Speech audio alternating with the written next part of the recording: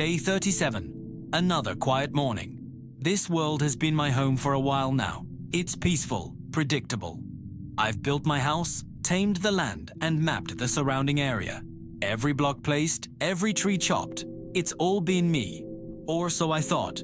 My routine is simple. Wake up, tend to the farm, check my supplies, and then explore or build. Today was supposed to be a mining day. I needed more iron, maybe some diamonds if I was lucky.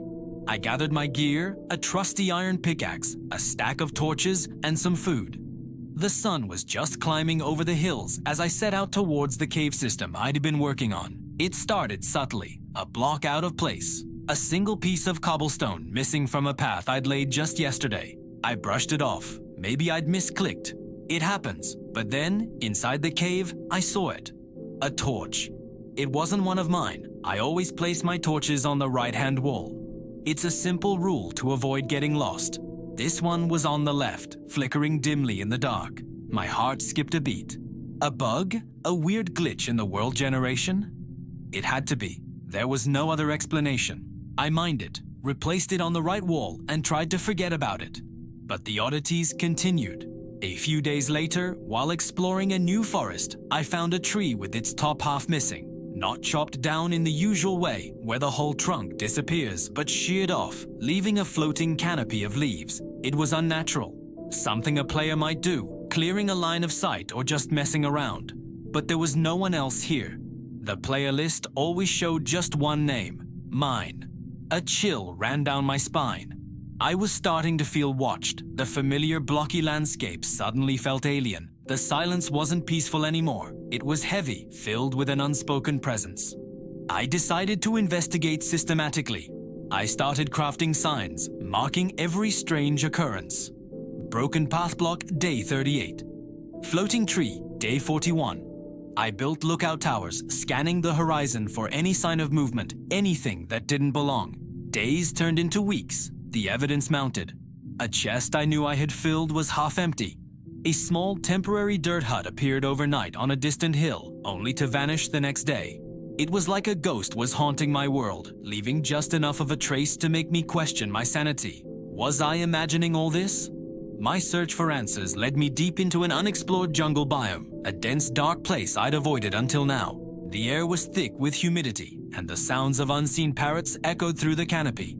And then I saw it. A trail of broken leaves leading deeper into the jungle. This wasn't natural decay.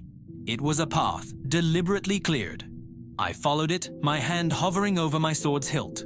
The path was long and winding, leading me through ancient trees and over murky rivers. The tension was unbearable. What would I find at the end? Another player? A trap? The path opened into a massive clearing.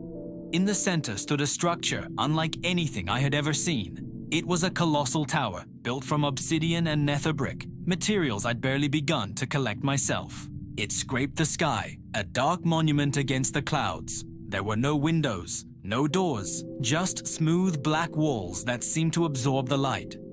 Who could have built this? And why? This would have taken thousands of blocks, countless hours of work. It was impossible for one person to have done this, especially without me noticing. The scale of it was terrifying. I circled the tower, looking for an entrance. There was none, just the seamless, impenetrable walls. At the base, etched into the obsidian, were symbols. They weren't from the standard enchanting table alphabet. They were foreign, ancient. I felt a deep, primal fear. This wasn't a prank. This wasn't a glitch. This was something else entirely. Something old and powerful had been here, or maybe was still here. I looked around.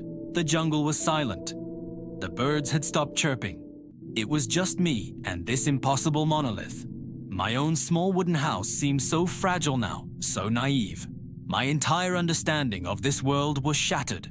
Single-player mode is designed to be a solitary experience, a world generated just for you. You are the only architect, the only agent of change. But the evidence was undeniable. The misplaced torches, the half-built structures, and now this colossal monument to an unknown builder. It proved I was not alone. I had never been alone. Someone or something had shared this world with me from the very beginning, watching from the shadows. building in secret. I looked up at the obsidian tower, its peak lost in the clouds. What was its purpose? Was it a tomb? A beacon? A warning? I had no answers, only more questions. The feeling of being watched was stronger than ever, as if an unseen eye was observing me from the top of that dark spire. I backed away slowly, my mind racing.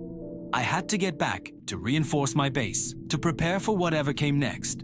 But even behind my strongest walls, I knew I wouldn't be safe.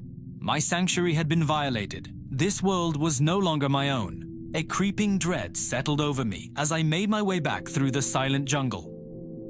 The sun was setting, casting long, dark shadows that seemed to twist and move. Every rustle of leaves, every distant moan of a zombie, sounded like a footstep following me. Was the world ever truly single player?